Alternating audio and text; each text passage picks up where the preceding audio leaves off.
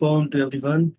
उम्मीद है आप सब लोग खुश खैरियत से होंगे। तो आज हमारा 14 सेशन है हमारी फुल स्टैक वेब डेव की जो बैच है उसका ये 14 सेशन है, जिसमें हम CSS पढ़ने वाले हैं। CSS का इंट्रोडक्शन देखने वाले हैं कि CSS क्या चीज़ है।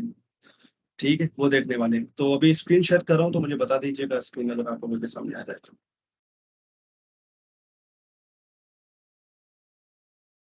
स्क्रीन आ रही है आपको भी सामने? ब्राउजर मैंने ओपन किया हुआ जी जी शो हो रही आ रही है सर। ठीक हो गया।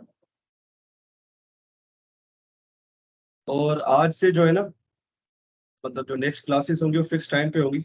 मतलब 10 बजे अगर टाइम दिया तो 10 बजे आना है सबको। मैं फिर वेट नहीं करूंगा। तो मुझे मत कहिएगा कि यार सर आपने जल्दी स्टार्ट कर दी, मैंने आपको ऑलरेडी बता दिया था। ठीक है, तो आज हम जो पढ़ने वाले हैं टॉपिक्स की खोल लेता हूँ। सारा मटेरियल मेरे गिटहब अकाउंट में पड़ा हुआ है, गिटहब अकाउंट github.com। इसके बाद आपको लिखना है मेरा नाम जीत कुमार राम है। अगर आपको वो थ्योरी जो मैं पढ़ाता हूँ वो एक्सेस करनी है तो ठीक है, इस पे आप जाओगे। फुल स्टैक वेब डेव के नाम से एक रिपो बनी हुई, इस पे आप करोगे। उसके बाद ये सारा मटेरियल यहाँ पड़ा हुआ है, जो जो आज आज तक हम पढ़ते आ रहे हैं सारा मटेरियल आपके सामने है। तो आज क्लास 14 है, तो हम क्लास 14 का मटेरियल ओपन करते हैं और उसकी .md फाइल ओपन करते हैं, क्योंकि सारी थ्योरी इसमें लिखी हुई है। तो भाई लोग, मेरे प्यारे स्टूडेंट्स, आज हम ये चीजें पढ़ने वाले हैं कि CSS होती क्या है। ठीक है, हम CSS को क्यों यूज कर रहे हैं। ठीक है, HTML के साथ वो कैसे काम करती है। CSS की जो फुल फॉर्म है ना, वो है कैस्केडिंग स्टाइल शीट्स। क्या क्या फुल फॉर्म है? Cascading style sheet. तो इसमें कैस्केडिंग का जो वर्ड है उसका मतलब क्या है वो हम समझेंगे। भाई कैस्केडिंग कैस्केडिंग है क्या। ज्यादातर बड़े बड़े डेवलपर्स को भी कैस्केडिंग का मतलब पता नहीं होता है, क्योंकि कोई कोई बताता ही नहीं है, तो कैसे पता चले। तो वो हम जानेंगे। ठीक है, कैस्केडिंग होती क्या है। इसके बाद थोड़ी बहुत हिस्ट्री देख लेंगे, भाई हिस्ट्री CSS की कब स्टार्ट हुई थी और उसका भी कौन सा वर्जन चल रहा है वो देखेंगे। ठीक है, इसके बाद सिंटेक्स देखेंगे कि CSS को लिखा कैसे जाता है। सिंटेक्स का तो पता है ना सबको। ऐसा कोई बंदा जिसको सिंटेक्स का नहीं पता हो? है कोई बंदा आप में से जिसको सिंटेक्स के बारे में नहीं पता हो कि सिंटेक्स क्या चीज है? हाँ भाई, सिंटेक्स क्या चीज है मुझे बताओ। हैंड रेज कर ले, मैं फिर बुला लूंगा बोलने के लिए। Syntax, what is syntax? क्या है सिंटेक्स? ये जो मैं सिंटेक्स का वर्ड यूज कर रहा हूँ। अच्छा, आप लोग बोलेंगे कि यार सर ये बार बार ये लिखने का एक ही चीज तरीका। बार बार एक एक चीज सर बार बार रिपीट करते रहते हैं। वो इसलिए कि आपके दिमाग में ये चीजें रच बस जाए। हम उसको बार बार रिपीट करते रहेंगे तो ये चीजें कभी भूलेंगे नहीं हमसे। तो ये मकसद होता है मेरा। अच्छा हनीफ बताओ, सिंटेक्स का क्या मतलब है? सर सिंटैक्स का मतलब है किसी भी चीज को लिखने का तरीका। कोई एग्जांपल दो। सर जैसे हम HTML जैसे लिखते हैं, पहले हम वो ऑब्लिक वाली साइन लगाते हैं, वो बॉयलर प्लेट कोड लिखते हैं, फिर HTML लगाते हैं, फिर टैग के अंदर वो हम प्रॉपर्टीज वगैरह लिखते हैं ऐसे। ठीक है, जबरदस्त। और कोई इस इसकी एग्जांपल इंग्लिश में हो सकती है, जैसे हम एक सेंटेंस लिखते हैं, उसमें एक नाउन होता है और एक वर्ब होता है और एक हेल्पिंग वर्ब होता है, जबरदस्त, उसको मिला के हम लिखते हैं तो एक सेंटेंस होता बिल्कुल ऐसे ही। और लिखने का तरीका, ठीक है, CSS को लिखने का तरीका इज इक्वल टू सिंटेक्स। ठीक है, सिंटेक्स का मतलब यही है, ग्रामर। इसके बाद देखेंगे भाई CSS HTML के साथ कैसे कनेक्ट होती है। मतलब कितने तरीकों से आप CSS को लिख सकते हो। 3 तरीके होते हैं CSS को लिखने के। HTML की फाइल के अंदर 3 तरीके, वो हम सीखे और देखेंगे। और थोड़ी बहुत CSS के साथ हम खेल के देखेंगे, CSS से हम क्या क्या कर सकते हैं उसका हम थोड़ा नमूना देखेंगे। ठीक है, तो आज बेसिक्स की हमारी फर्स्ट क्लास है, तो उसमें हम थ्योरी ज्यादा पढ़ेंगे, प्रैक्टिकल थोड़ा कम करेंगे, ताकि आपको CSS की हिस्ट्री और उसकी नो हाउ के बारे में पता हो। ठीक है, तो सबसे पहले जो है हमारा टॉपिक है वो ये है कि व्हाट इज CSS। ये तो विजिबल है या इसको मैं इंक्रीज करूं? जूम करने की जरूरत है मुझे? हाँ सर सही है बस। अच्छा, ठीक है। What is CSS? CSS क्या है? CSS की जो फुल फॉर्म है वो ये सामने लिखी हुई है, कैस्केडिंग स्टाइल शीट। चलो मैं इसके बारे में बाद में बताऊंगा कैस्केडिंग क्या होता है। ठीक है, और स्टाइल शीट्स मतलब ये हम फाइल्स बनाते हैं, ठीक है, उसमें इसको अपनी HTML के साथ उसको लिंक करा देते हैं, या हम उसकी इंटरनल एक बनाते हैं पूरी एक स्टाइल, वो हम देखेंगे आगे नीचे जाके। पर आप समझो कि मतलब शीट का क्या मतलब होता है, जैसे कि हम पेंटिंग के लिए एक शीट लेते हैं, फिर उसमें पेंटिंग कर रहे होते हैं, तो उसी तरह स्टाइल की एक शीट होती है, एक फाइल होती है, जिसमें हम स्टाइल्स लिख रहे होते हैं अपने HTML एलिमेंट्स के लिए। तो आगे जाके मैं बताता हूँ, ठीक है। इज अ स्टाइलिंग लैंग्वेज, मतलब ये स्टाइलिंग लैंग्वेज है। HTML क्या थी हमारी, वो स्ट्रक्चर की लैंग्वेज थी। HTML क्या थी, वो थी स्ट्रक्चर की लैंग्वेज, जिससे हम अपना स्ट्रक्चर बनाते थे वेबसाइट का। कि हमारी वेबसाइट में एक फॉर्म होगा, फॉर्म क्या एक एलिमेंट है, ठीक है। हमारी वेबसाइट में एक बटन होगा, ठीक है। हमारी वेबसाइट में एक हेडर होगा, हमारी वेबसाइट में एक फुटर होगा, हमारी वेबसाइट में साइड बार होंगे। तो ये क्या है, सारे एलिमेंट्स हैं, जिसको एलिमेंट्स को मिला के हम स्ट्रक्चर बनाते हैं। पर उनकी स्टाइलिंग करना, मतलब उनके पे मेकअप करना, उन पे कलर देना, जैसे कि आप घर बनाते हो, तो घर बनाने में आप क्या क्या चीजें यूज करते हो, ईंटें यूज करते हो, ठीक है, सीमेंट यूज करते हो, ठीक है। उससे क्या होता है, आपका एक स्ट्रक्चर बन जाता है, पर वो खूबसूरत नहीं दिखता, वो घर घर नहीं लगता, जब तक उसमें आप पेंट नहीं करवाते हो। उसपे आप पेंट नहीं करवाते हो, उसपे आप जो चीजें आपको चाहिए होती है, जैसे कि कमरे के अंदर क्या होता है, अगर आप गेस्ट रूम देखो तो उसमें एक सोफा पड़ा होता है, एक टेबल होता है। तो ये सारी चीजें बाद में लगाते हो, पहले उसका स्ट्रक्चर बनता है, उसके बाद उसके स्टाइलिंग होती है। स्टाइलिंग समझो कि वेबसाइट का मेकअप है वो। तो हमारी वेबसाइट है वो 3 कंपोनेंट से मिलकर चलती है, एक है HTML, एक है CSS, एक है जावास्क्रिप्ट। तो अभी हम CSS पढ़ रहे हैं। CSS का काम सिर्फ ये है कि भाई ये उसको रंग रोगन करती है उसका, ठीक है। अभी मैं आपको W3 स्कूल की वेबसाइट पे लेके आता हूँ। इनकी एग्जाम्पल्स बड़ी जबरदस्त होती है W3 स्कूल वालों की। तो मैं क्या CSS में, ठीक है। तो ये आपको इतनी खूबसूरत वेबसाइट दिख रही है, ये किससे बनी हुई है, ये CSS के थ्रू बनी हुई है। अगर इसकी CSS में ऑफ कर दूं ना, ये आपको बहुत ही बुरी लगेगी। अगर मैं इसकी CSS को ऑफ कर दूं, मेरे पास एक एक्सटेंशन है, मुझे वो एक्सटेंशन अगर मिल जाए एक बार,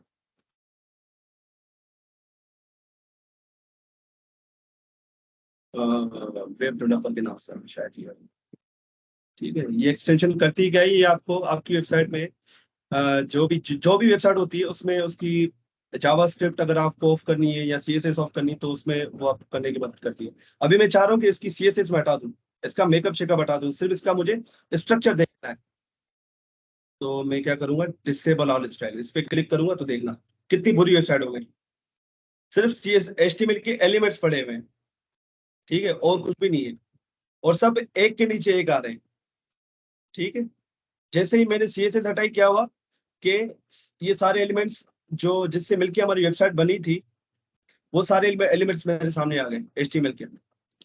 अब CSS क्या करती है, CSS ये करती है कि इसको रंग रोगन करती है, उसकी पोजिशनिंग देखती है। पोजिशनिंग का क्या मतलब है, इसको एनेबल कैसे करते हैं दोबारा, अच्छा ठीक है।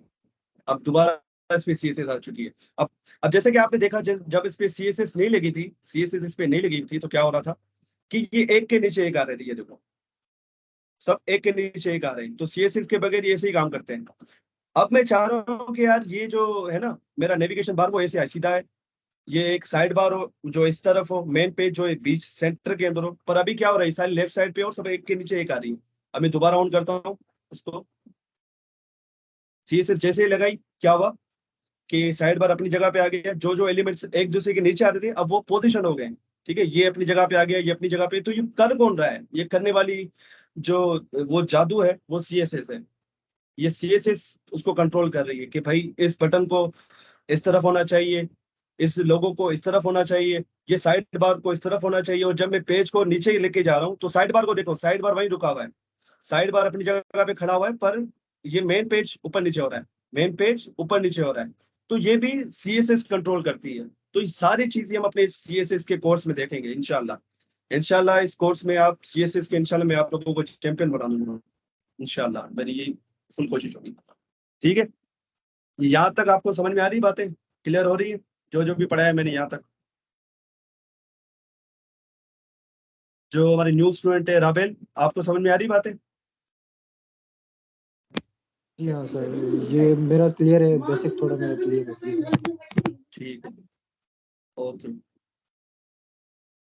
तो हमें क्या समझ में आया इससे कि भाई CSS होती क्या है और हम CSS को यूज क्यों करें, वो हमने देख लिया कि CSS जो है वो इसमें जो लिखा हुआ है CSS used to enhance the look and feel of web page, मतलब लुक एंड फील को वो अच्छा करने में मदद कर रही है हमारे, और पोजीशनिंग करने में मदद करती है कि कौन सा एलिमेंट कहाँ पर होना चाहिए। ठीक है, ये जैसे होम का बटन है वो लेफ्ट साइड पे, ये नेक्स्ट का बटन राइट साइड पे रखा हुआ है, तो ये सारी चीजें कंट्रोल करती है CSS। ठीक है, अब एक और एग्जांपल देखते हैं कि ये कोई वेब पेज है। ठीक है, ये कोई वेब पेज बना हुआ है। ठीक है, अब CSS करती क्या है वो देखो कि ये 4 तरीके के स्टाइल्स लगे हुए हैं इस पे।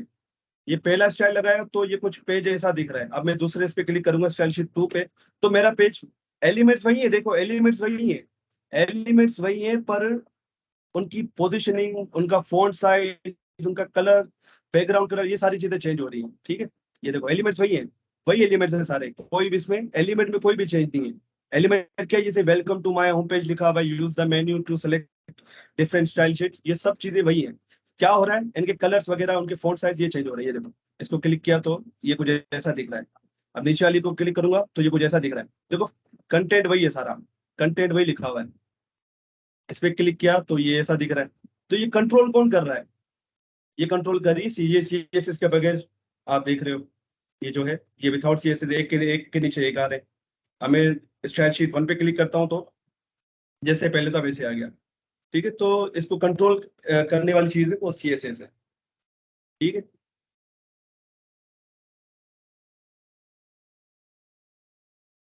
ठीक है, तो यहाँ पर जो तीसरा टॉपिक हमारा है वो ये है कि how CSS works with HTML। CSS काम कैसे करती है HTML के साथ। तो CSS जो है वो HTML के साथ जो है, जो एलिमेंट्स होते हैं ना हमारे, जैसे कि एंकर टैग हो गया, तो उसको सबसे पहले हमें सेलेक्ट करना पड़ता है। वो हम नेक्स्ट क्लास में देखेंगे, सेलेक्टर्स जब हम पढ़ेंगे ना उसमें देखेंगे।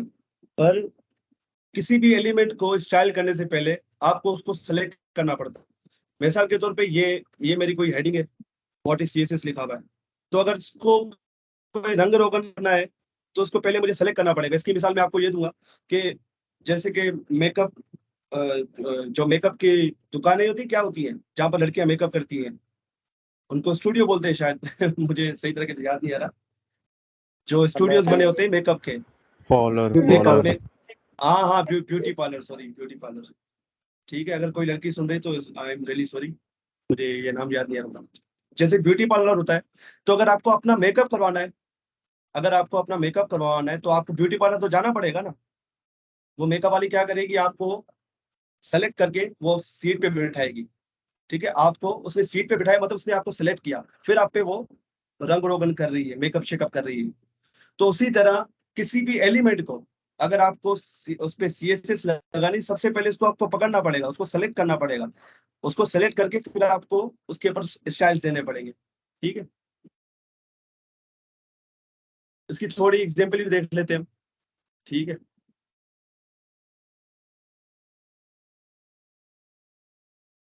अब जैसे कि ये हेलो CSS लिखा हुआ है यहाँ पर, H1 के अंदर हेलो CSS लिखा हुआ है, तो ये इसका आउटपुट कुछ ऐसा आ रहा है। अब मैं चाह रहा हूँ इसका यार कलर चेंज हो जाए, कलर चेंज हो जाए। ठीक है, तो मुझे क्या करना पड़ेगा, इसके अंदर एक एट्रीब्यूट आता है स्टाइल का। स्टाइल अभी हम कर रहे हैं इनलाइन CSS। मैंने आपको क्या बताया था, 3 तरीके होते हैं CSS को लगाने के, जो हमारे टॉपिक है नीचे, जो CSS को लगाने के different ways to write CSS in HTML। ठीक है, CSS को लगाने के 3 तरीके होते हैं, एक होता है इनलाइन, एक होता है इंटरनल, एक होता है एक्सटर्नल CSS। तो अभी हम देख रहे हैं इनलाइन के थ्रू। इनलाइन क्या है, एलिमेंट के एट्रीब्यूट के थ्रू हम उसको स्टाइल दे रहे हैं। इनलाइन का क्या मतलब है, इनलाइन का मतलब ये होता है कि भाई उसके, ये बात फिर से रिपीट कर देना मेरा। कौन सी बात, ये इनलाइन वाली, एक्सटीरियर इंटीरियर वाली। अगर आपको CSS लगानी है ना अपने अपने HTML पे, तो सबसे पहले तो आपको उस एलिमेंट को सिलेक्ट करना पड़ता है। जैसे कि ये H1 एलिमेंट है, ठीक है, तो उसको सेलेक्ट करने के भी तरीके होते हैं। ठीक है, HTML को लगाने के तरीके होते हैं। तो सबसे पहला जो तरीका है वो है इनलाइन CSS का। 3 तरीके टोटल, यहाँ पर अगर आप देखो तो टोटल है 3 तरीके, इनलाइन, इंटरनल और एक्सटर्नल। ठीक है, इसको मैं ये करके दिखा देता हूँ। अभी जो मैं कर रहा हूँ ना, ये जो तरीका है, ये वाला जो तरीका है जिसमें हम स्टाइल का एट्रीब्यूट लिख रहे हैं, इसको कहते हैं inline CSS. This is called inline CSS. This is called inline CSS. इसने पूरी को कमेंट आउट कर दिया।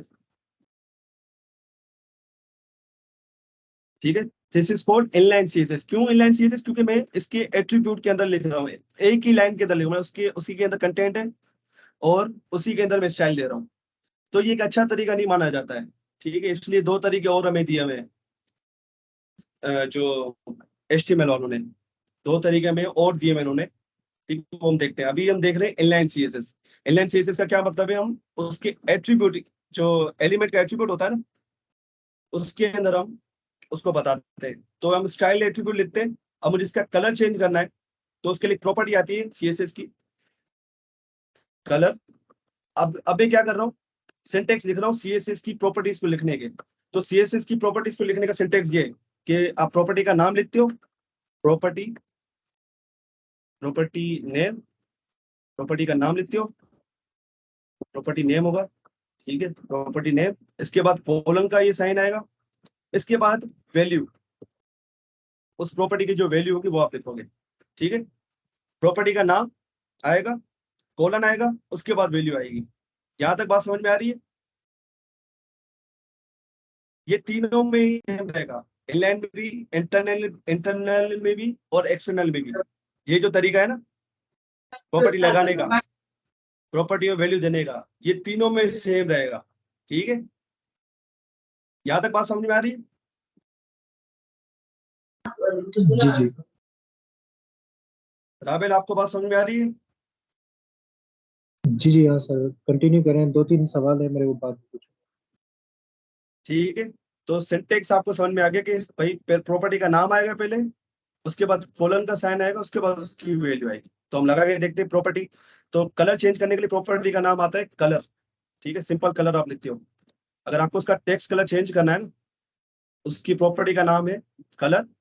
ठीक है, कलर लिख दिया मैंने, कोलन लगा दिया, अब उसकी वैल्यू लिखनी है। तो भाई मुझे करना है रेड कलर, और इसके बाद हम ये सेमी कोलन लगाते हैं।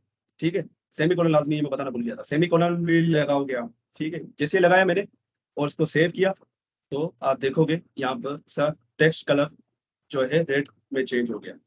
ठीक है, समझ में आ रहा है आप लोगों को? यहाँ तक क्लियर हो रहा है?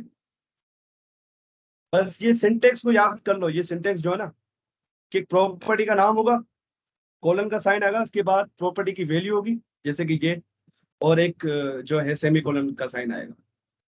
बस ये सिंटेक्स आपको जो है ना, इसको इसका रट्टा मारना है आपको सिंटेक्स का, कि पहले प्रॉपर्टी का नाम आता है, फिर कोलन आता है, फिर उसकी वैल्यू आती है। ये तीनों में, एक्सटर्नल में भी यही तरीका आप इस्तेमाल करोगे, इंटरनल में भी आप यही तरीका इस्तेमाल करोगे। ठीक है, यहाँ तक क्लियर है? तो आगे बढ़ूं, यहाँ तक क्लियर है?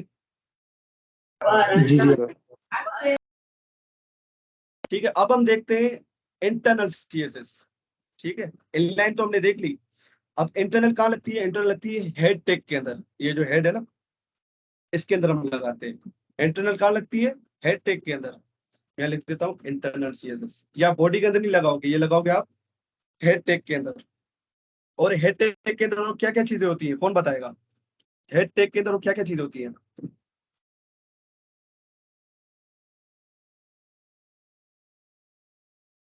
हेड के टैग के अंदर और क्या क्या चीजें हम रखते हैं? सर वो चीजें जो हमने यूजर को नहीं दिखानी होती। ठीक है, उसके अलावा और भी पॉइंट्स थे इसमें, यूजर को नहीं दिखानी होती। ठीक है, उसके अलावा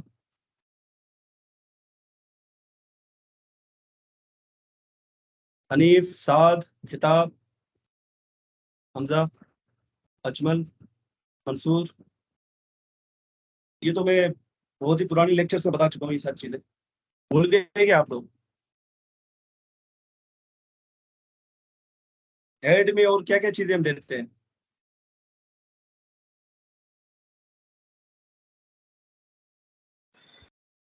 टाइटल होता है, फेविकॉन होता है। ठीक है हमजा। हनीफ आप बताओ। Sir meta tag. हाँ, meta text, meta data, data about data, मतलब आपके पेज के बारे में जो डेटा होता है ना, वो हम रखते हैं उसके अंदर। ठीक है। आप यार जल्दी भूल जाते हो। ठीक है, तो इंटरनल लगाने का तरीका क्या है, उसके लिए एक टैग हम यूज करेंगे। एक टैग आता है जिसको हम कहते हैं स्टाइल। स्टाइल का एक टैग लगेगा, उसके अंदर हम फिर अपने स्टाइल्स लिख रहे होंगे। ठीक है, यहां तक समझ में आ रही है बातें कि इंटरनल लगाने के लिए आपको ये तरीका इस्तेमाल करना पड़ता है कि आपको स्टाइल का टैग यूज करना पड़ता है। कहां पर? हेड टैग के अंदर। ठीक है, इसके बाद जैसे मैंने आपको बताया कि अगर आपको सीएसएस लगानी है तो आपको उस एलिमेंट को पकड़ना पड़ता है पहले। सीएसएस की लैंग्वेज उसको कहते हैं सेलेक्टर, सेलेक्ट करना उसको। ठीक है, तो कई तरीके के सेलेक्टर होते हैं, वो नेक्स्ट क्लास में देखेंगे।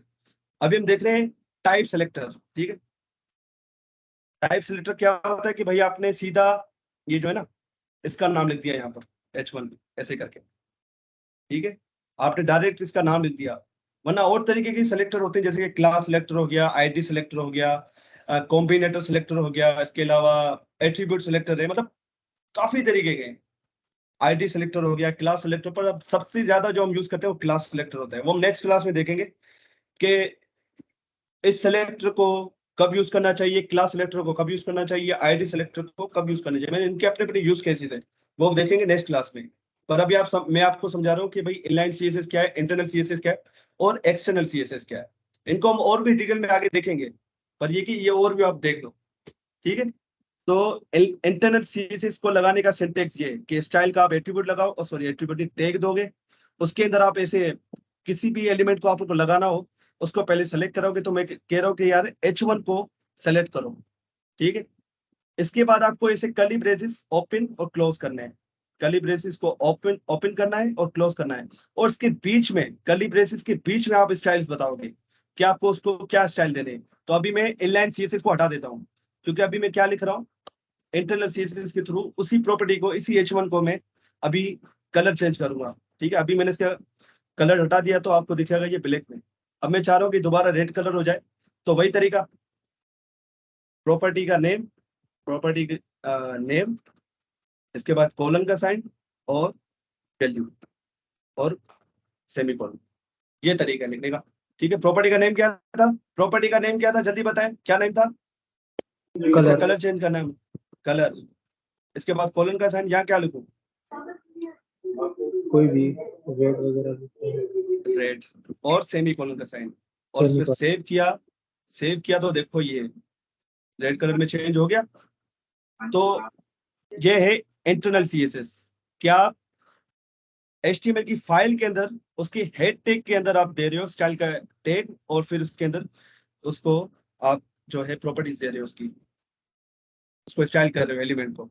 ठीक है, अब हम देखते हैं एक्सटर्नल सीएसएस। अब एक्सटर्नल से आपको नाम से ही जाहिर हो रहा होगा कि कोई एक्सटर्नल चीज होगी।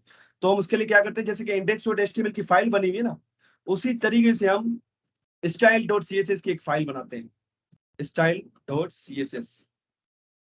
जैसे कि index.html की हमारी फाइल बनी हुई है, उसी तरीके से हम style.css की एक फाइल बनाते हैं। आप किसी भी और नाम से भी बना सकते हो, मैं यहाँ पर g.css भी कर सकता हूँ। ठीक है, पर कन्वेंशन कहती है कि भाई आप इसको स्टाइल दो, जो आपकी मेन फाइल होती है ना उसके लिए style.css ही रखो। ठीक है, फाइल बन गई। ठीक है, अभी मैं क्या करता हूँ, इंटरनल सीएसएस को यहाँ से हटा देता हूँ। कमेंट कर दिया मतलब हट गई है। ये आपके रेफरेंस के लिए मैं रख रहा हूँ, ताकि आप बाद में जब ये जो गिटहब मेरा चेक करो तो आपको ये कोड मिले और ये सारी चीजें आपको वहां पर विजिबल हो। ठीक है, पर ये वर्क नहीं करेगा अगर मैं दिखाऊं तो। ये देखो ब्लैक हो गया दोबारा, जो उसका डिफॉल्ट कलर था। ठीक है, तो एक्सटर्नल सीएसएस क्या है कि आपने एक फाइल बनानी है, उसको कोई भी नाम दे दो और .css लगा दो, वो CSS की फाइल बन जाएगी। ठीक है, अभी मैं क्या करता हूँ, अब मुझे H1 पे लगानी है तो मैं क्या करूंगा, H1 को सेलेक्ट करूंगा, वही इंटरनल CSS वाली है, पर वो ये अब ये टैग नहीं लगेगा उसमें। ठीक है, आप डायरेक्ट H1 लिख दो, यहाँ पर H1 लिखो और कर्ली ब्रेसेस को ओपन और क्लोज करो। उसके बाद यहाँ पर जो है इसको प्रॉपर्टी और उसका नाम दे दो। ठीक है, अब मुझे बताओ उसका कलर चेंज हुआ होगा या नहीं हुआ होगा। सर आपने लिंक नहीं किया। ठीक है, और कोई, मैंने यहाँ पर इसको दे दिया है कलर ना, रेड कलर दे दिया है, तो आपको क्या लगता है कलर रेड हुआ होगा, नो सर। हुआ नहीं होगा या हुआ नहीं हुआ होगा। होगा, मुझे बताओ। राबेल आप बताओ। सर आपने एक तो प्रॉपर्ली मेंशन लिंक नहीं किया हुआ है दोनों दोनों एक्सटेंशन को। चले चले चले देख लेते। तो मैंने इसको ओपन किया तो भाई ये नहीं हुआ। क्यों नहीं हुआ? ये इसलिए नहीं हुआ कि भाई आपने फाइल तो बना दी, पर HTML को कौन बताएगा कि भाई ये फाइल, HTML को नहीं पता है कि ये फाइल कहाँ पर है। आपको HTML को बताना पड़ेगा। आपको HTML को बताना पड़ेगा कि यार ये फाइल एग्जिस्ट करती है, उसके साथ लिंक कराना पड़ेगा। तो लिंक कराओगे तभी जाके वो स्टाइल लगेंगे इस फाइल पे। ठीक है, मैं क्या करता हूँ, तो उसके लिए एक टैग आता है हमारे पास लिंक का, लिंक। इसके बाद ये एट्रीब्यूट है रेल, रेल मतलब रिलेशन। ठीक है, तो हमने लिख दिया इस पे स्टाइल शीट कि ये जो फाइल है वो स्टाइल शीट की है, स्टाइल शीट के लिए यूज होती है। ठीक है, उसके बाद हम यहाँ पर उसका पाथ दे देंगे। तो ये हमारे उसी फोल्डर में है, उसी फोल्डर के अंदर है। तो मैं क्या करूंगा, style.css डायरेक्ट लिख दूंगा, यहाँ मैं लिखूंगा ./style.css। ठीक है, ये मैंने लिख दिया। अब मैं इसको देखता हूँ तो ये मेरा स्टाइल यहाँ पर लग चुका है। तो ये तीनों तरीके हमने देख लिए, एक्सटर्नल, इंटरनल और इनलाइन। इनलाइन में क्या होता है कि भाई यहाँ पर ही आप जो है ना स्टाइल, और यहाँ पर इसके अंदर ही आप इसी लाइन के अंदर आप उसको दे देते हो। पर ये रिकमेंडेड तरीका नहीं है। ये रिकमेंडेड तरीका इसलिए नहीं है क्योंकि ये आपका कोड एक स्पेगेटी कोड बन जाता है। स्पेगेटी कोड का मतलब ये है कि आपको कुछ समझ में नहीं आता, इतनी सारी चीजें हो जाती है फिर इसके अंदर। तो एक एक टर्म यूज होती है सेपरेट, सेपरेट ऑफ कंस्ट्रक्शन, पता नहीं ऐसा ही कुछ इसकी टर्म का नाम है, सेपरेट ऑफ कंसर्न्स, ऐसा ही कुछ था आई थिंक। तो वो टर्म ये कहती है कि भाई हर चीज की अलग अलग फाइल बनाओ। मतलब अगर जावास्क्रिप्ट अगर यूज कर रहे हो तो एक फाइल के अंदर सारी चीजें ना करो। HTML, अगर आपने HTML की फाइल बनाई है तो उसमें सिर्फ HTML लिखो।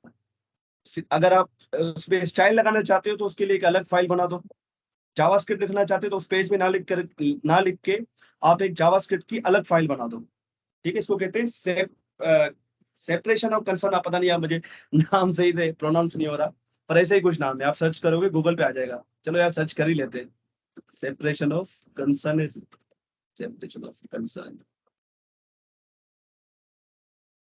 ठीक है यार, मैं सही बोल रहा था। Separation of concern that design principle that manage complexity by partitioning the software system that so that the each partition is responsible for separate concern। ये सॉफ्टवेयर के हवाले से बात कर रहा है, पर वही बात यहाँ पर भी लागू होती है कि जो चीज जिस चीज को बिलोंग करती है ना, जैसे कि स्टाइल है तो उसको स्टाइल की फाइल में रखो, जो HTML है उसको HTML की फाइल में रखो, और जावास्क्रिप्ट है तो उसको जावास्क्रिप्ट की फाइल में रखो। फिर उनको कनेक्ट करा दो इसके थ्रू।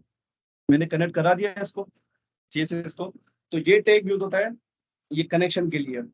ठीक है, आप क्या करते हो, लिंक का टैग लगाते हो, उसके बाद रिलेशन बताते हो कि भाई ये स्टाइल शीट है जो हम लगा रहे हैं। क्योंकि लिंक पे और भी चीजें आती हैं, रेल के अंदर और भी एट्रीब्यूट आते हैं, तो वो हम अभी नहीं देखेंगे। इसको बताना पड़ता है कि भाई आप स्टाइल शीट को अटैच कर रहे हो। फिर इसके बाद href का एक एट्रीब्यूट आता है, उसमें आप उसका पाथ देते हो कि ये स्टाइल की फाइल है कहाँ पर। तो मैंने बताया सेम फोल्डर में, तो मुझे डायरेक्ट मैंने style.css लिख दिया तो ये अटैच हो गई। अब सबसे जो बेस्ट तरीका है ना वो ये है कि भाई आप जो जो रिकमेंड किया जाता है कि आप स्टाइल की फाइल अलग बनाओ, CSS की फाइल अलग बनाओ। इंटरनल भी आपको जो है ना रिकमेंड नहीं किया जाता है, ना इनलाइन रिकमेंडेड होता है, ना ही ये जो है इंटरनल। कहते हैं कि भाई आप जो है ना उसको एक्सटर्नल रखो, मतलब अलग फाइल बनाओ। तो ये सेपरेशन ऑफ कंसर्न बन जाता है कि मतलब हर चीज अपने भी जगह पे पड़ी हुई है, तो एक कोड बिल्कुल क्लीन लगता है, अच्छा लगता है। इसमें देखो कोड कितना बेकार लग रहा है, मतलब काफी बड़ा हो गया है। तो इस वजह से इनलाइन CSS को अवॉइड किया जाता है। ठीक है, अभी हटा दिया तो कितना क्लीन लग रहा है मेरा कोड, कि हर चीज जो है अपनी अपनी फाइल पे पड़ी हुई है। ठीक है, तो ये 3 तरीके देख लिए हमने कि इनलाइन, इंटरनल और एक्सटर्नल। उनको हमने प्रैक्टिकल भी करके देख लिया है। तो यहाँ तक कोई सवाल हो तो पूछो, यहाँ तक अगर कोई चीज आपको समझ में नहीं आ रही हो तो पूछ लो। सर अगर इंटरनल की अगर मैंने एक फाइल बनाई है, ठीक है सर, इसमें मैंने HTML में दी, अपना बॉडी भी दी, और उसमें मैंने एक H1 दी है। अच्छा, मुझे उसी H1 जैसी जो है ना हेडिंग फिर से चाहिए, मैंने बॉडी में H1 दूसरी दे दी, तो अगर मैं तो वो कंफ्यूज नहीं हो जाएगा सिस्टम कि भाई तू पूछ कौन से रहे, कौन सी है? स्टाइलिंग करूँ? आपकी आवाज कट रही है, समझ भी नहीं आ रहा। सर फॉर एग्जांपल देखिए, अगर मेरे पास एक हेडिंग है, ठीक है, एक मैंने हेड बनाया की, और जो मेरी बॉडी है ना, वहाँ पे मैंने 2 H1 सेम साइज की जो है ना हेडिंग चाहिए, H1 और उसकी मैंने स्टाइलिंग करनी है, और मैं हेड में आ गया और स्टाइलिंग में मैं जो है ना H1 की भी फाइल बनाई और दूसरी भी H1 की बनाई, तो इसमें तो सिस्टम जाएगा ना कि भाई तुम जो है ना किस H1 की बात कर रहे हो, किस पे मैं स्टाइलिंग करूँ, तो वो कंफ्यूजन कैसे दूर करे बंदा? आप एक काम करो, ये कमेंट में लिख के भेजो, इसे मुझे समझ में नहीं आ रहा, आपकी आवाज कट हो रही है काफी। एक सेकंड आपका में। शायद इंटरनेट स्लो है, इंटरनेट स्लो है शायद आपका। अरे सर, फाइबर नेट है, नया टेल है सर, ऐसा तो ना करें। नहीं, मुझे चलो समझ में नहीं आ रहा ना आपका सवाल, इसलिए मैं कह रहा हूँ कि आप चैट में लिख के चलो भेजो, ताकि चलो मैं भेज देता हूँ। आप चलिए किस आप भेजे। सवाल? और सबको समझ में आ रहा है? कोई ऐसा जिसको ये चीज अभी तक समझ में नहीं आई हो? सबको क्लियर है? साद, मोहसिन, हमजा, मंसूर, खिताब, हनीफ, अजमल, हमजा। जी सर क्लियर है। यस सर, ठीक है क्लियर है। भाई, ठीक है। तो क्या पढ़ रहे थे हम? ये हमने देख लिया कि भाई डिफरेंट वेज टू स्टाइल, ठीक है। कितने तरीके? 3 तरीके टोटल। सेलेक्टर्स हम नेक्स्ट क्लास में पढ़ेंगे कि सेलेक्ट करने के कितने तरीके हैं। अभी हमने सिर्फ एक ही तरीका देखा है कि ये डायरेक्ट हमने H1 लगा दिया, वरना और भी तरीके होते हैं। क्लास के थ्रू भी आप सिलेक्ट कर सकते हो, आईडी के थ्रू भी सिलेक्ट कर सकते हो, एट्रीब्यूट सेलेक्टर भी एक होता है, कॉम्बिनेटर सेलेक्टर भी होते हैं, सूडो सेलेक्टर्स भी होते हैं, तो ये बहुत सारी चीजें हैं, वो हम देखेंगे, ठीक है। ये हमने देख लिया कि भाई व्हाट इज सीएसएस, सीएसएस होती क्या है, why do we use CSS, CSS हम क्यों यूज करते हैं, ये सीएसएस एचटीएमएल के साथ काम कैसे करती है वो भी देख लिया हमने। 3 तरीके होते हैं लगाने के। अब हम समझते हैं कि भाई कास्केडिंग क्या चीज है। ये जो सीएसएस के अंदर कास्केडिंग का वर्ड आ रहा है, ये क्या चीज है भाई? किसी को अगर इसके बारे में थोड़ी बहुत भी नॉलेज हो तो यू कैन शेयर। अगर आप में से ऑलरेडी किसी को पता हो कि कैस्केडिंग का क्या मतलब है, तो इट विल बी गुड, मुझे खुशी होगी।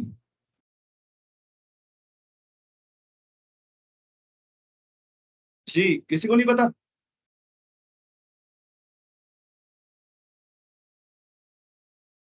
कास्केडिंग का सिंपल मतलब ये है कि एक ही एलिमेंट पे अगर सेम आप स्टाइल दे रहे हो, मिसाल के तौर पे, जैसे कि अगर मैं इंटरनल पे काम कर रहा हूँ, ठीक है, ताकि मुझे वो फाइल स्विच न करना पड़े, तो मैं अभी इंटरनल का यूज कर रहा हूँ।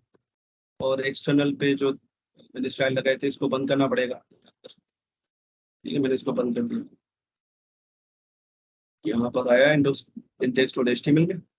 अब आपने क्या किया, गलती से यहाँ पर भी HTML को H1 को आपने ऐसे कर दिया और इसको कर दिया ब्लू।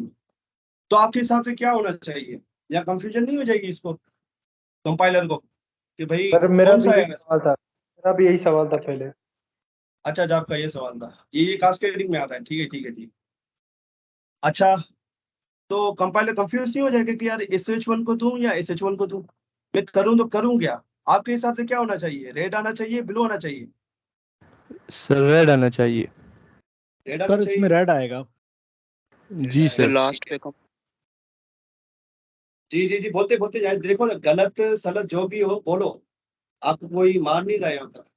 मैं उल्टा अप्रिशिएट करता हूँ, आप गलत ही बोलोगे मैं तो आपको अप्रिशिएट ही करूंगा। बोलो, क्या आएगा? रेड आएगा, ब्लू आएगा?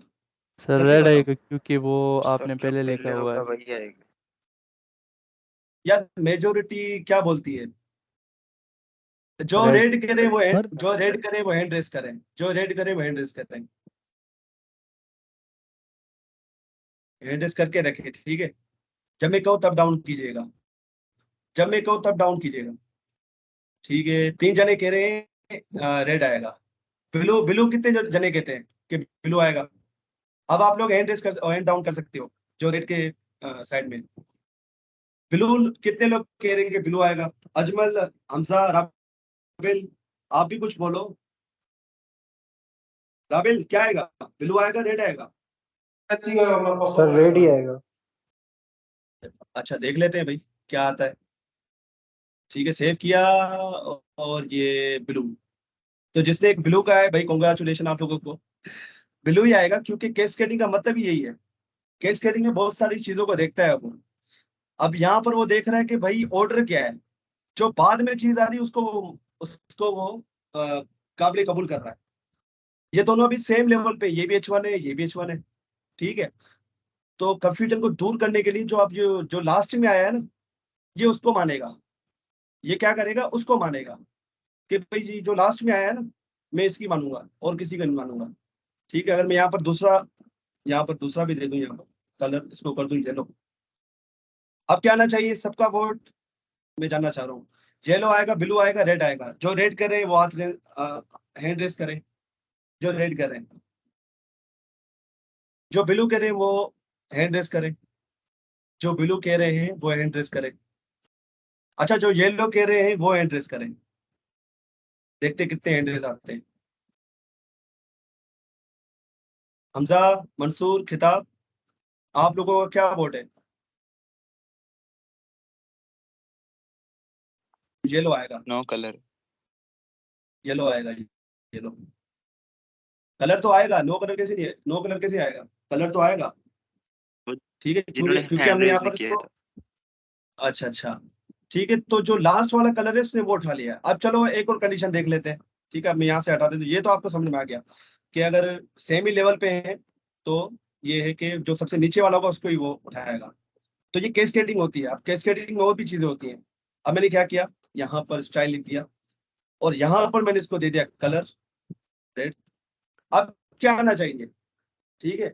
अब रेड आएगा, येलो आएगा। जो रेड कह रहे हैं वो हैंड रेस करे, जो लोग रेड कह रहे हैं वो हैंड रेस करें।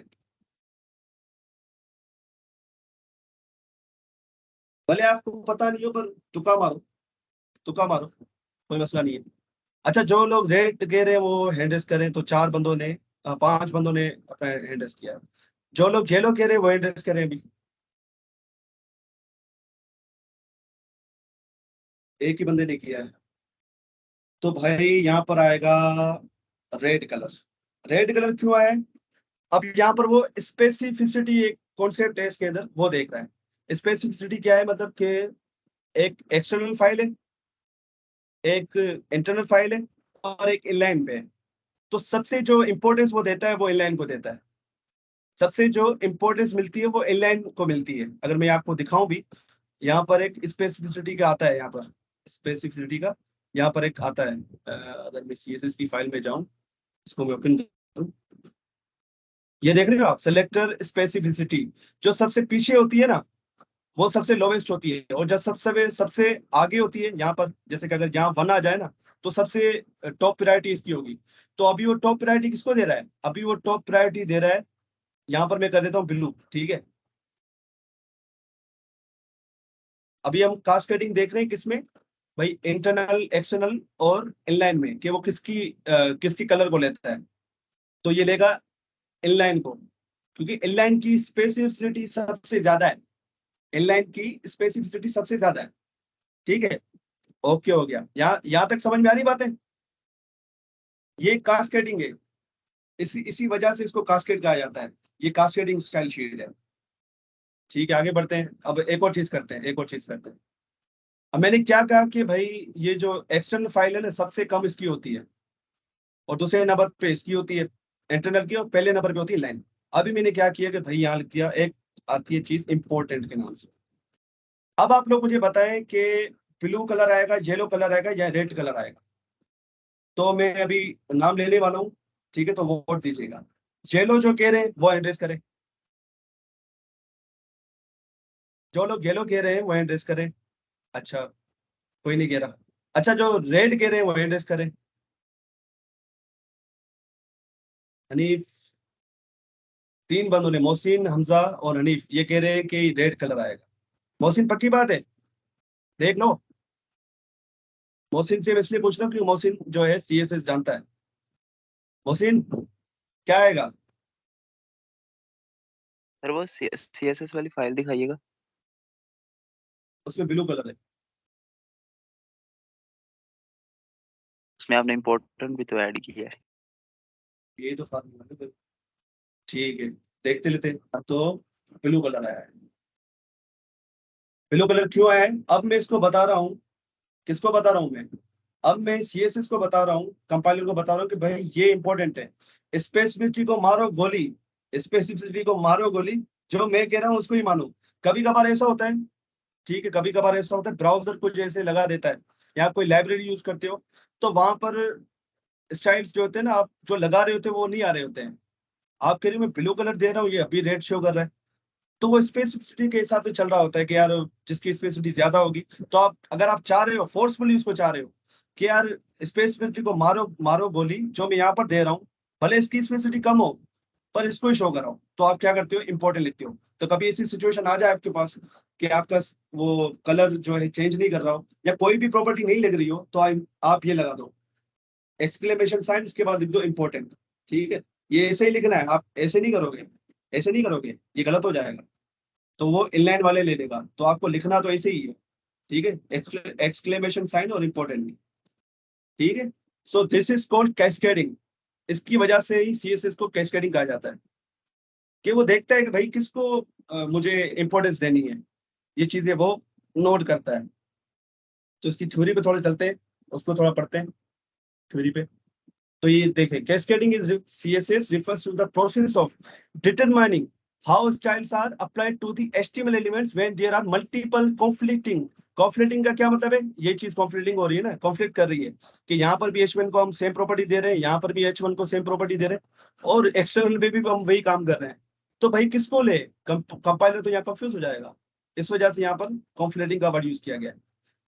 हाउ, कहा गया, style rules targeting the same element, देखा same element। CSS stands for cascading style sheets, and the term cascading reflects the hierarchical nature of how styles are combined and prioritized, मतलब किसको priority दी जाती है।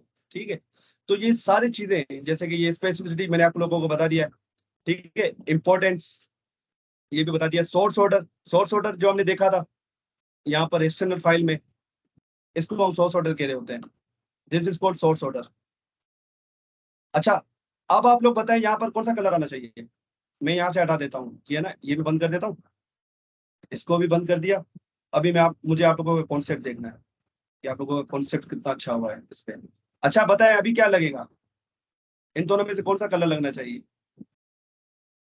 जो लोग yellow कह रहे हैं वो हैंड रेस करें, जो लोग येलो कह रहे हैं कि भाई येलो कलर लगेगा वो हैंड रेस करें, जो लोग ब्लू कह रहे हैं वो हैंड रेस करें। जबरदस्त। तो भाई ब्लू कलर आएगा, क्यों ब्लू कलर आएगा? क्योंकि हमने इस पे इंपॉर्टेंट का टैग लगा दिया, हमने उस पे इंपॉर्टेंट लगा दिया कि भाई इसको ही ये लगाओ, स्पेसिफिसिटी को मारो गोली। ठीक है, तो इंपॉर्टेंट लगाओगे तो वो स्पेसिफिसिटी को नहीं देखेगा। ठीक है, अभी मैं इसको करूंगा तो ये येलो कर देगा, क्योंकि ये अभी सोर्स ऑर्डर पे चल रहा है। तो this is called source order, जो यहाँ लिखा हुआ है सोर्स ऑर्डर, इसकी बात कर रहा है। और एक होता है इनहेरिटेंस, ये बाद में पढ़ेंगे इनहेरिटेंस क्या होता है, इतना इंपॉर्टेंट नहीं है, पर ये स्पेसिफिसिटी और ये इंपॉर्टेंट है, और ये तीनों चीजें समझना बहुत वो है, इंपॉर्टेंट है। अभी अभी हमने आईडीओ क्लास पढ़ी नहीं है कि आईडीओ क्लास के थ्रू कैसे देते हैं। तो आईडीओ क्लास में भी होता है कि भाई आईडी की सबसे ज्यादा स्पेसिफिसिटी होती है। अगर आपने आईडी के थ्रू उसको सेलेक्ट कर रहे हो एक एलिमेंट को, मिसाल के तौर पे यहाँ पर मैं आईडी दे रहा हूँ, आईडी आईडी हेडिंग 1, और क्लास भी दे रहा हूँ इसको हेडिंग 1। ठीक है, मैं जाता हूँ इसकी CSS फाइल में और इसको मैं कमेंट कर देता हूँ। यहाँ क्या था नाम इसका, क्लास का, क्लास हेडिंग 1 नाम इसका। अभी हम क्लास के थ्रू सेलेक्ट कर रहे हैं, ये आप सेलेक्टर हम पढ़ेंगे तब आपको ये सही चीज समझ में आएगी। कलर कलर रेड दिया इसको, और आईडी को हेडिंग 1 आईडी से सेलेक्ट करते हैं, हैशटैग लगा के हेडिंग 1, उसको भी सेम आउट दे दिया मैंने। चलो इस आईडी वाली को मैं जो है, अच्छा आप लोग बताएं अभी कि कौन सा लगना चाहिए, तो क्या मारो कि रेड आएगा या येलो आएगा? जो रेड करे वो हैंड रेस करे, जो लोग रेड कर रहे हैं वो हैंड रेस करें। अच्छा, जो लोग येलो कह रहे हैं वो हैंड रेस करें। भाई येलो कलर आएगा, येलो कलर आएगा, येलो कलर आएगा। वो क्यों आएगा येलो कलर? अब ये इसको देख रहा है, स्पेसिफिसिटी को देख रही, सोर्स ऑर्डर को नहीं देख रहा है। कंफ्यूज नहीं होना। ये देखो इसकी स्पेसिफिसिटी सबसे ज्यादा है आईडी की, ये देखो 1, और क्लास की स्पेसिफिसिटी देखो ये यहाँ पर आ रही है, तो उसकी वजह से वो ज्यादा इंपॉर्टेंस इसको दे रहा है। ठीक है, तो इसमें कंफ्यूज नहीं होना। ये क्लास सेलेक्टर क्या होता है और ये आईडी सिलेक्टर क्या होता है, इसको हम सिलेक्टर वाली क्लास में देखेंगे जो नेक्स्ट क्लास होगी हमारी, तो उस पर आप कंफ्यूज नहीं। मैंने आपको क्या बताया, सीएसएस में एचटीएमएल के एलिमेंट्स को सेलेक्ट करने के काफी तरीके हैं, तो हम सीखेंगे नेक्स्ट क्लास में। तो उनमें से कुछ मैंने यूज किए। ये टाइप सिलेक्टर है, टाइप में उसका एलिमेंट का नाम लिख रहा हूँ। ये आईडी सिलेक्टर होता है, यहाँ पर मैं हैशटैग के थ्रू कर रहा हूँ इसको, और ये क्लास सिलेक्टर होता है। सेलेक्टर का काम सिंपल यही कि भाई एचटीएमएल के एलिमेंट को पकड़ के ले आना ताकि उसमें मेक शेकअप कर सके। ठीक है, इसका काम ये है बस सेलेक्टर का, और कुछ नहीं है। ठीक हो गया, अभी आगे बढ़े। यहाँ तक क्लियर है सबको भाई? यहाँ तक मुझे बताओ, हैंड रेज करो, किसी का कोई सवाल हो तो पूछो। यहाँ तक कोई सवाल हो तो पूछो, फिर मैं आगे बढ़ूँ। राबिल, चीजें क्लियर हो रही है आपको? जी जी सर, बिल्कुल क्लियर हो रही है। राबिल हमारे न्यू स्टूडेंट है, मैं इसलिए बार बार उनसे पूछ रहा हूँ, उन्होंने अभी ज्वाइन किया। सर शुक्रिया। नहीं नहीं, कोई बात नहीं। अच्छा ठीक है, स्पेसिफिसिटी ये सारी चीजें हो गई, कैस्केडिंग समझ में आ गया। ठीक है, सिंटेक्स भी हमने देख लिया है, different ways to write HTML ये भी देख लिया, इनलाइन एक्सटर्नल इंटरनल देख लिया हमने, और हमने प्रैक्टिकल भी करके देख लिया है। ये सारी चीजें हमने करके देख ली है। बाकी हमारा लास्ट टॉपिक रहता है वो है हिस्ट्री, वो है थ्योरी। ठीक है, ये लास्ट टॉपिक है हमारा। अब हिस्ट्री जो है ना, वो आपको पता हो नहीं पता हो कोई फर्क नहीं पड़ता है, पर पता हो तो ज्यादा बेहतर है। ठीक है, ये आगे जाके आपको इतना फायदा नहीं देगी, आपको फायदा देगा जब आप इस पे काम करते हो। और हिस्ट्री आपको पता होनी चाहिए थोड़ी बहुत, इसलिए मैं आपको हिस्ट्री का टॉपिक भी पढ़ा रहा हूँ। तो भाई सीएसएस जो है वो 1994 में इसको प्रपोज किया था। किसने प्रपोज किया था? हेकोम व्यूंग ली नाम को कोई बंदा है, नॉर्वेन कंप्यूटर साइंटिस्ट था जिसने ये प्रपोज किया था। उससे पहले पता है क्या यूज होते थे? एचटीएमएल के एलिमेंट यूज हुआ करते थे। सीएसएस जब नहीं थी ना, तो एचटीएमएल के एलिमेंट्स यूज हुआ करते थे उसको स्टाइल करने के लिए। मैं आपको दिखाता हूँ, कौन से एलिमेंट यूज। फॉन्ट एलिमेंट एक होता था हमारे पास, अब जो डेप्रिकेट हो चुका है। अच्छा, डेप्रिकेट का क्या मतलब है, कौन बताएगा? डेप्रिकेट का क्या मतलब है? ये देखो क्या लिखा हुआ, not supported in HTML5। The font tag was used to HTML5 to specify the font face, font size and colour of text. देखा, ये टैग होते थे HTML में CSS से पहले, तो वो टैग अभी है नहीं, इसलिए वो दिखा नहीं रही। बोलो नॉट सपोर्टेड इन HTML। देख लूं कि अगर मुझे मिल जाए कहीं से ये टैग जो है, फॉन्ट टैग जो है, तो ताकि मैं आप लोगों को एग्जांपल एक दे दूं कि पहले कैसे काम होता था। जैसे आप लोगों ने सेंटर का टैग देखा था, सेंटर का टैग याद है ना? सेंटर का टैग क्या करता था, वो इसको सेंटर में ले आता था। ये भी डेप्रिकेट हो चुका है। अच्छा, डेप्रिकेट का आप लोगों ने मतलब नहीं बताया मुझे, डेप्रिकेट का क्या मतलब है? ये देखो मैंने इसको सेंटर किया तो ये सेंटर में आ गया, तो ये काम आप सीएसएस के थ्रू होता है। ठीक है, ये सेंटर वेंटर अब आप यूज नहीं करते हैं। पसंद ना हो, क्या अनलाइक चीज? जो चीज यूज में ना हो, या फिर आप उसको लाइक ना करते हो, ना पसंदीदा चीज। नहीं, नापसंद तो नहीं कह सकते, जो मतलब रिकमेंड नहीं किया जाता है सिंपल, कि ये काम अब सीएसएस के थ्रू होना चाहिए, क्योंकि सीएसएस तब नहीं थी तो उनको मजबूरी थी इनका यूज करना। तो आपका भी पॉइंट वैलिड है, मैं आपके पॉइंट को भी गलत नहीं कह रहा। ठीक है, डेप्रिकेटेड लिखा हुआ नहीं यहाँ पर, font deprecated, this feature is no longer recommended, तो some browser might still support it, मतलब कुछ ब्राउजर अभी भी इसको सपोर्ट करते हैं। ठीक है, जैसे कि सेंटर टेक आप देख रहे हो, इसको हमारे मॉडर्न ब्राउजर सपोर्ट कर रहे हैं, तो इन्होंने छोड़ा नहीं सपोर्ट करना है इनको, पर ये कहते हैं कि भी इसका यूज ना करो। ठीक है, हम इसको थोड़ी एग्जाम्पल इसकी देख लेते हैं, अगर मुझे मिल जाए कोई एग्जाम्पल। यार एक तो एग्जाम्पल इसकी नहीं मिल रही मुझे, HTML फॉन्ट एलिमेंट, इसकी एग्जाम्पल नहीं मिल रही मुझे, कहाँ से मिलेगी? चलो छोड़ो यार, देख लेना आप, मुझे इसकी नहीं मिल रही।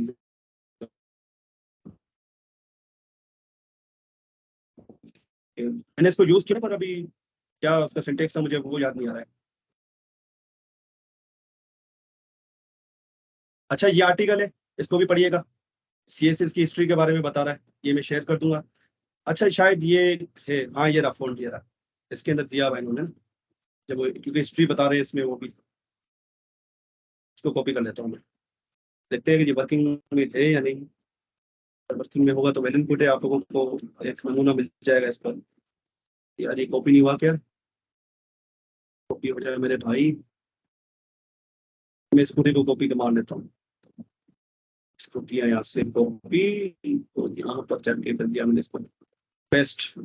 देखते हैं आउटपुट क्या है। तो भाई ये काम कर रहा है, ठीक है, मुबारक हो। ये जो है हमारा एलिमेंट काम कर रहा है। तो सीएसएस से पहले काम ऐसे ऐसे होता था और लिमिटेड होता था, क्योंकि इतने सारे टैग्स नहीं होते थे स्टाइलिंग के लिए, हमारे पास इतने सारे टैग नहीं हुआ करते थे। अब सीएसएस आ गई 1994 में, तो ये टैग्स बनना वैसे ही बंद हो गए थे, ठीक है। तो सीएसएस कब आई थी? 1994 में इसको प्रपोज किया गया था। किसने प्रपोज किया था? ये कोई ली नाम का कोई बंदा था, हिस्ट्री की, हाँ ये रहा, हकोन व्यूम ली, पता नहीं अजीब नाम है इसका, ठीक है। Propose the idea of style sheet language for the web, ठीक है। At the time HTML was the only way to structure and format, मतलब उस टाइम पे सिर्फ एचटीएमएल एक ऐसी लैंग्वेज थी जो फॉर्मेट करने के लिए भी यूज होती थी और स्ट्रक्चर करने के लिए भी यूज होती थी। फॉर्मेट कैसे कर रही भाई? फॉन्ट का जो टैग आपने देखा, सेंटर का टैग देखा, फॉर्मेट मतलब उसमें मेकअप शेप करना, उसकी बात कर रहा। But it is no was not well suited for styling.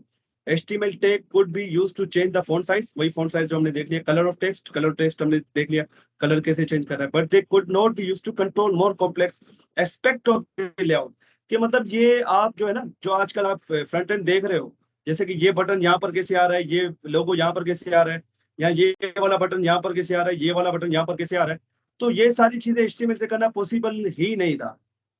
ये सारी चीजें यहाँ करना पॉसिबल ही नहीं था, such as margin, padding, border, ये सारी चीजें HTML से आप नहीं लगा सकते थे। तो इस ली नाम के बंदे ने प्रपोज किया। फिर 1996 में वर्ल्ड वाइड कंसोर्शियम, एक ऑर्गेनाइजेशन है जो कि वेब के लिए स्टैंडर्ड बनाती है। क्या बनाती है ये? वेब के लिए स्टैंडर्ड बनाती है, रूल्स एंड रेगुलेशन बनाती है कि वेब को कैसा होना चाहिए, कैसे मतलब उसके सारी चीजें होनी चाहिए, ठीक है। जैसे कि आपने आईएसओ स्टैंडर्ड देखे होंगे, यूनिवर्सिटीज को मिले होते हैं आईएसओ स्टैंडर्ड्स, उसी तरह वेब के स्टैंडर्ड्स कौन बनाती थी? अब ये जो यूनिवर्सिटीज को आईएसओ स्टैंडर्ड मिलते हैं या किसी भी चीज को मिलते हैं स्टैंडर्ड, तो उनके लिए ऑर्गेनाइजेशन होती है।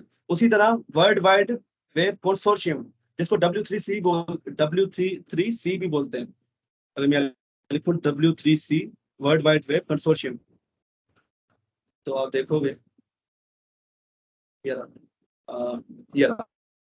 the World Wide Web Consortium develop standards and guidelines to help everyone build a web based on the principle, मतलब ये आपको स्टैंडर्ड देती है ताकि आप उन स्टैंडर्ड को देख के वो चीज बनाओ, ठीक है। तो उन्होंने 1996 में CSS का पहला वर्जन निकाला था, ठीक है। फिर 1998 में दूसरा वर्जन आया, जिसमें कुछ और चीजें डाली गई CSS के अंदर। मतलब जैसे जैसे वो वर्जन जो है बनते गए, उसमें बेहतरीन से बेहतरीन चीजें ऐड होती गई।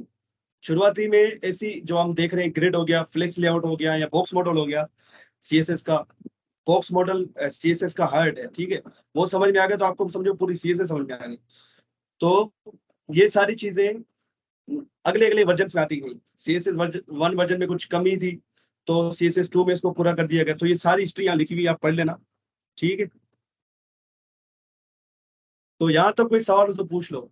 और रिकॉर्डिंग सिर्फ उनको ही मिलेगी जिन्होंने क्लास ली है, ठीक है। मैं रिकॉर्डिंग पब्लिक नहीं करने वाला, अब से कोई भी रिकॉर्डिंग पब्लिक नहीं होगी यूट्यूब पर, जैसे पहले हुआ करती थी। HTML की सारी रिकॉर्डिंग मैंने पब्लिक की हुई है, पर अब से CSS की कोई भी वीडियो पब्लिक नहीं होगी, मैं इसको पब्लिक नहीं करूंगा। बस उसका लिंक मुझे मिल जाएगा, मैं अपलोड कर दूंगा, वो होगी यूट्यूब पे, पर वो विजिबल किसी को नहीं होगी, उसी को विजिबल होगी जिसके पास लिंक होगा। तो ये है कि क्लास आप रेगुलर लें, क्योंकि मुझे भी सख्ती आप लोगों के ऊपर दिखानी पड़ेगी, क्योंकि आप लोग जो है ना क्लासेस काफी कम ले रहे हो। 18 बच्चे हैं क्लास में पूरे, और उसमें से सिर्फ 9-10 क्लास लेते हैं, 8 पता नहीं कहाँ गायब होते हैं, तो वो लोग अपना नुकसान कर रहे हैं। जी कोई सवाल हो तो पूछे, मैं रिकॉर्डिंग को जो है ऑफ कर देता हूँ अभी। अच्छा कोई